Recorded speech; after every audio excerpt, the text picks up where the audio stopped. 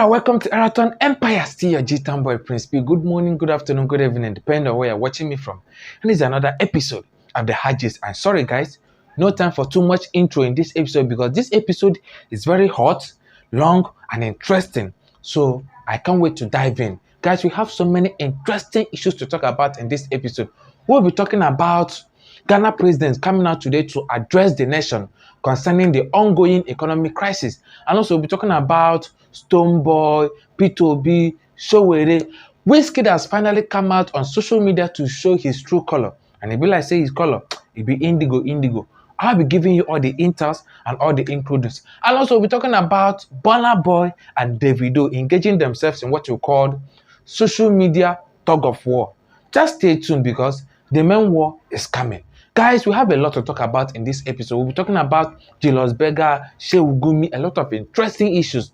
That's why I'll be making it episode 1, episode 2, and episode 3. Guys, just stay tuned and follow up with the episode. Then you can follow up with today's gist. But before we dodge in, please subscribe, click the notification button, and don't forget like, comment, share with your friends so that you can stay updated anytime, any day I upload. And don't forget, this is the only channel that delivers the gist, very hot and spicy. Just stay tuned.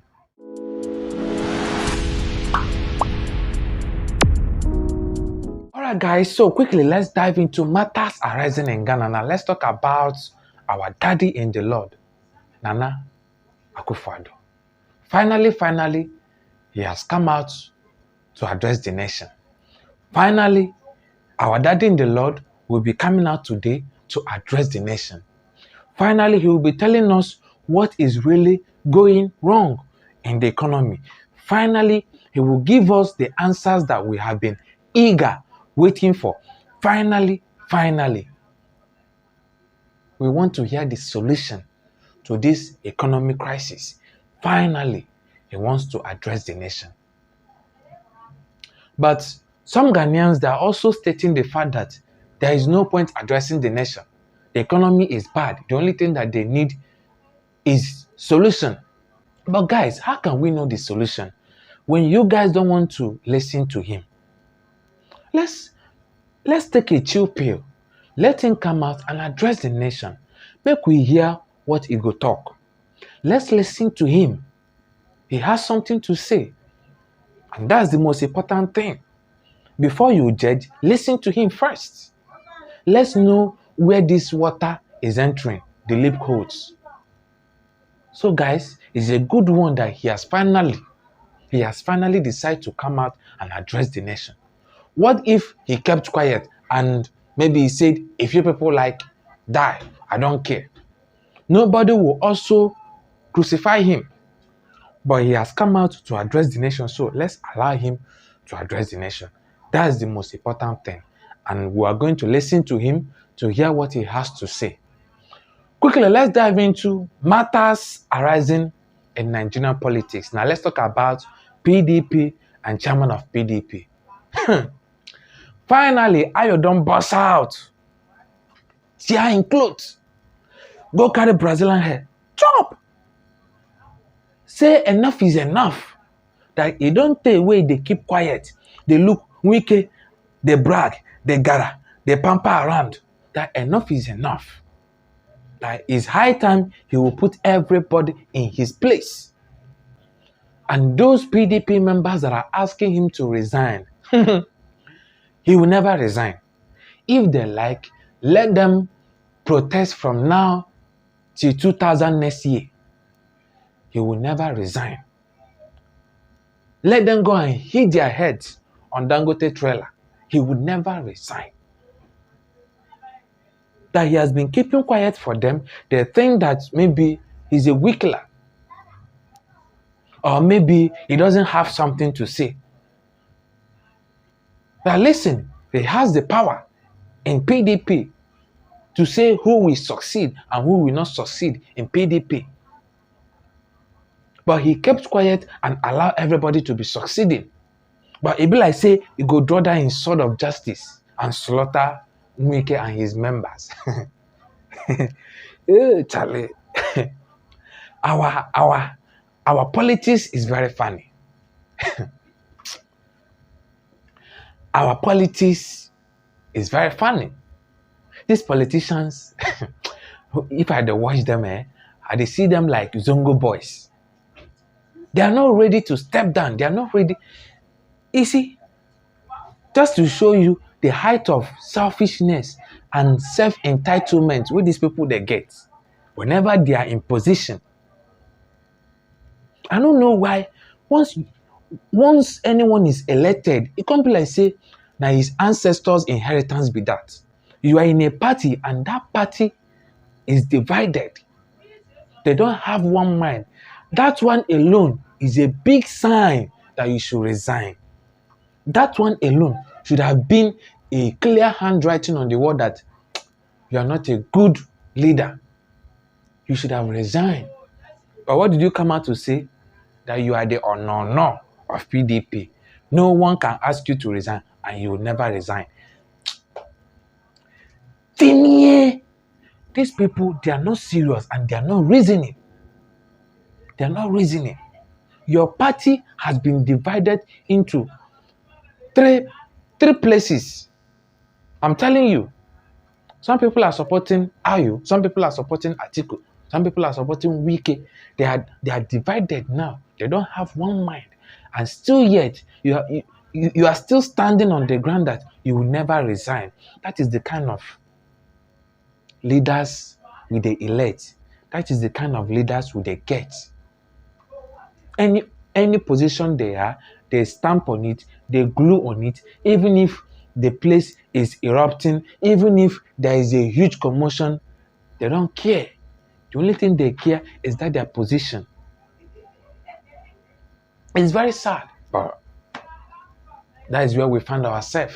Now, quickly, let's talk about matters arising in Sheikh Gumi's camp. Let's talk about Sheikh Gumi, the famous terrorist negotiator, the famous kidnappers negotiator. Gumi don't come out, say how dare they? How dare they didn't they? How can CBN come out to announce that they want to redesign Naira? Why? That if CBN wants to make such decision, CBN should have invited him because he is the spokesperson of kidnappers, of bandits, of terrorists. That CBN should have called him and asked him if they should redesign it. That now, as we are speaking now, that the kidnappers, they are not happy that CBN is redesigning Naira because it will affect them. It will affect their money. That as we are speaking now, the terrorists, they are complaining that it will generate a lot of problem in the society. They shouldn't. Oh, if I talk now, they look me like saying, "I may be Gumi." Let me read what he said. Okay, this is what he said. Changing the Naira notes might push kidnappers to start demanding for dollars from their victims. This is what Sheikh Gumi said. He said a lot. He said a lot. But I just want to pick this one.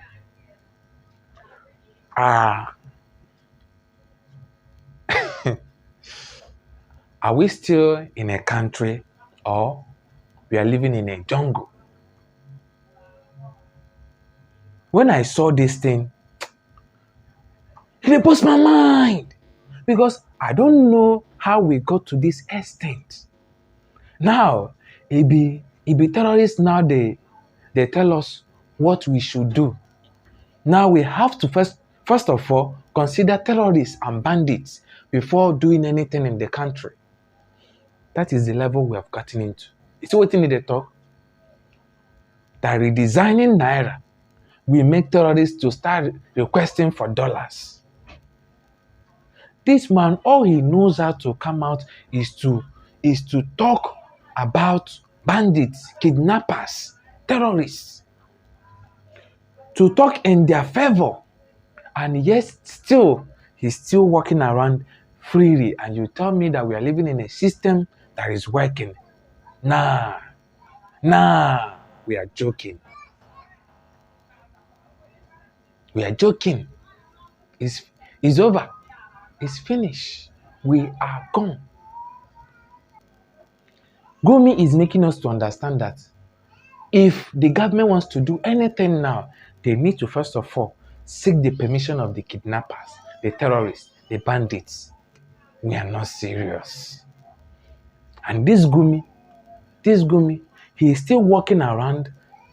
No one is asking him any question. No one is interrogating him. Gumi, maybe.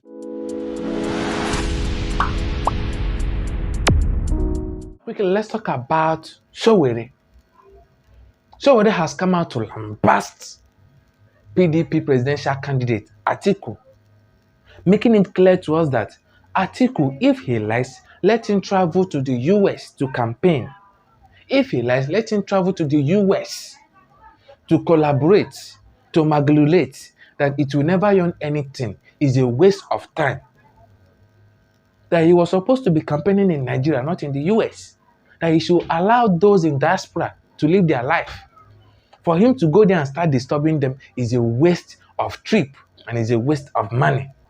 Telling him that sometimes you need to get sense. Because before you make your trip, think about that trip. It go earn anything to me? Will it be useful to me? Will it be meaningful to me? Before you go wake up and start traveling. Every day you are traveling. You dey travel go Malawi. You dey travel go Pakistan. You dey travel go Libya, UK, US. Sometimes sit down and think about your traveling. So Sowore has made it clear that Atiku's travel is nothing but a waste of time, a waste of resources, a waste. Oh my goodness. Politicians, they will always say whatever they want to say just to castigate the opposition. Well, it's their time, so let them battle. I don't care. Still on matters arising now, let's talk about insecurity in Nigeria.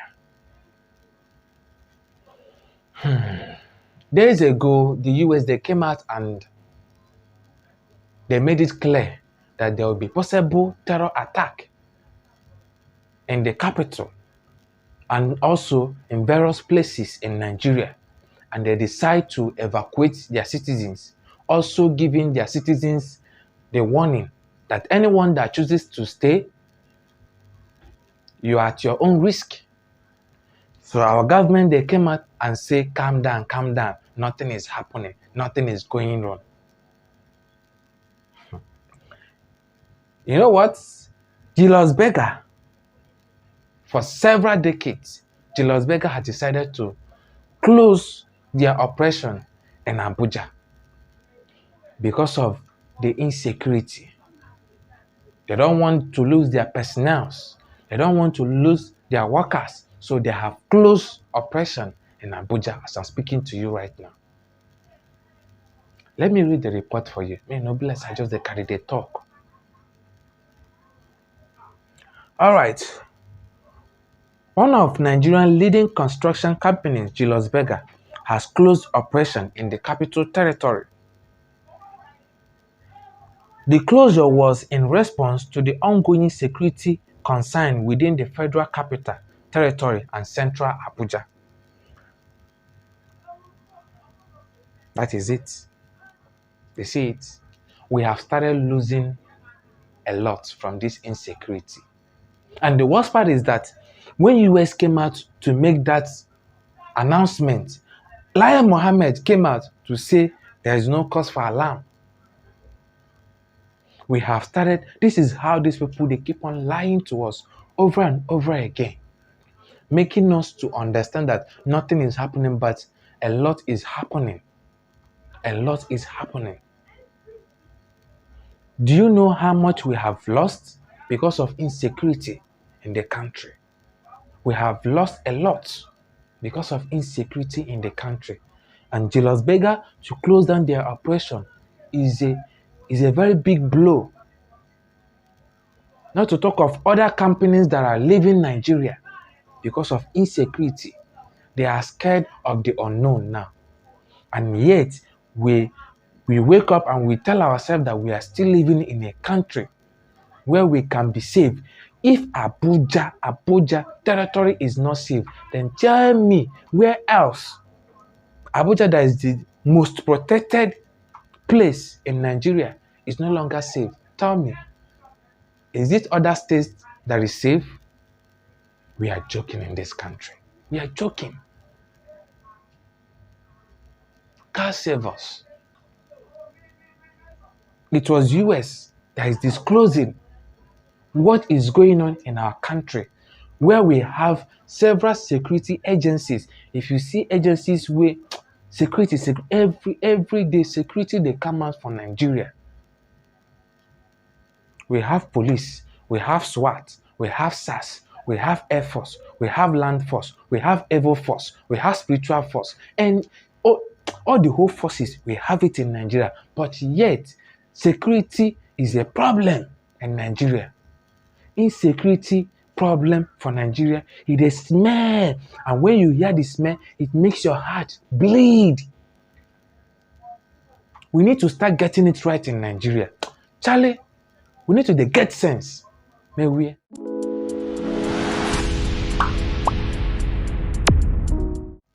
Alright guys, so that will be all in today's episode. I know how we do right here. Just stay tuned, stay glued, but please remember, subscribe. Subscribe, click the notification button, and don't forget, like, comment, share with your friends so that you can stay updated anytime, any day I upload. Thanks for watching. God bless.